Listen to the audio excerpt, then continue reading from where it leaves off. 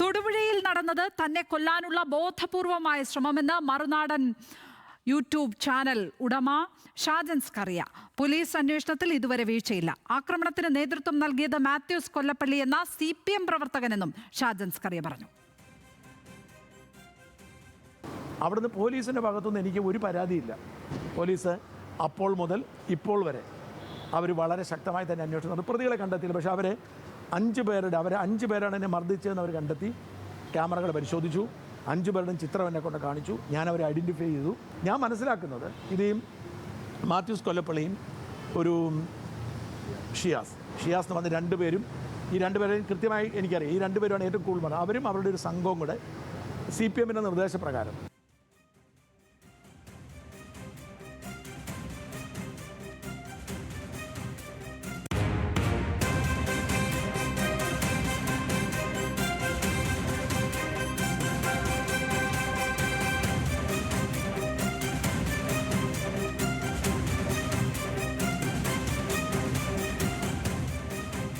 ആക്രമിച്ച സംഭവത്തിൽ 4 പ്രതികൾ പിടിയിലായിരിക്കുകയാണ്. ബംഗളൂരുവിൽ നിന്നാണ് പ്രതികൾ പിടിയിലായത്.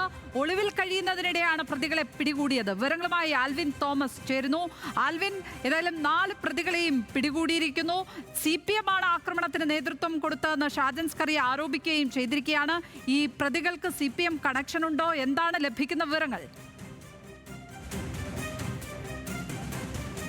ലക്ഷ്മി, ഇതിൽ ഷാജൻ സ്കറിയെ ആക്രമിച്ചതുമായി ബന്ധപ്പെട്ടുള്ള ഏറ്റവും പുതിയ വാർത്ത എന്ന് പറയുന്നത് 4 പേരെ ഇപ്പോൾ പോലീസിൻ്റെ പിടിയിലായിട്ടുണ്ട്. ബാംഗ്ലൂരിൽ വെച്ചാണ് പോലീസിൻ്റെ പിടിയിലായിട്ടുള്ളത്.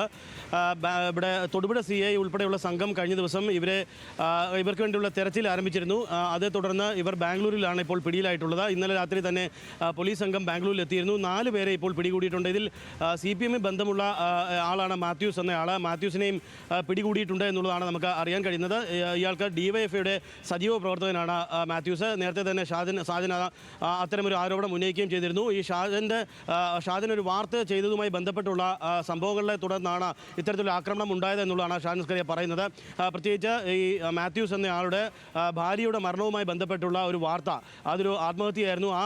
ആ മരണവുമായി ബന്ധപ്പെട്ടുള്ള ഒരു വാർത്ത ചെയ്തതിൻ്റെ വ്യക്തിവൈരാഗ്യം തീർക്കുകയായിരുന്നു. അതിന് CPM ആണ് കൂട്ടുനിന്നതെന്നും CPM ആണ് ഈ ആക്രമണത്തിന് സംരക്ഷകരായി കൂടെ ഉള്ളതെന്നും ഉള്ളതാണ് പറയുന്നത്. അത്തരത്തിലുള്ള ആക്രമണങ്ങൾ പലയിടങ്ങളിൽ നിന്നും താൻ സംസ്ഥാനത്തുടനീളം സഞ്ചരിക്കുമ്പോൾ പലപ്പോഴും ആക്രമണങ്ങളിൽ രക്ഷപ്പെടുകയാണ്. ഇതിനെല്ലാം പിന്നിൽ CPM ആണ് എന്നുള്ളതാണ് അദ്ദേഹം പറയുന്നത്. പക്ഷേ ഇപ്പോൾ ഈ കേസിൽ പോലീസിൻ്റെ അന്വേഷണത്തിൽ യാതൊരു വിധത്തിലുള്ള പോരായ്മകളും അദ്ദേഹം പറഞ്ഞിരുന്നില്ല. അതുകൊണ്ട് തന്നെ അല്പം മുമ്പാണ് ഈ 4 പ്രതികളെയും പിടികൂടിയിട്ടുള്ളത്. അത് രാവിലെ അദ്ദേഹത്തിൻ്റെ പ്രതികരണവും പുറത്തു വന്നിരുന്നു. അദ്ദേഹം പ്രധാനമായും കുറ്റപ്പെടുത്തുന്നത് CPMനെയാണ്. CPMൻ്റെ സംരക്ഷണത്തിലാണ് ഈ പ്രതികൾ കഴിഞ്ഞതെന്നും അല്ലെങ്കിൽ അവരാണ് ഇതിൽ സംരക്ഷണം ഒരുക്കുന്നതെന്നുമുള്ള തരത്തിൽ അദ്ദേഹത്തിൻ്റെ ആരോപണം വന്നിരുന്നു. ഇപ്പോൾ പോലീസ് 4 പ്രതികളെയും ബാംഗ്ലൂരിൽ നിന്ന് പിടികൂടിയിരിക്കുകയാണ്.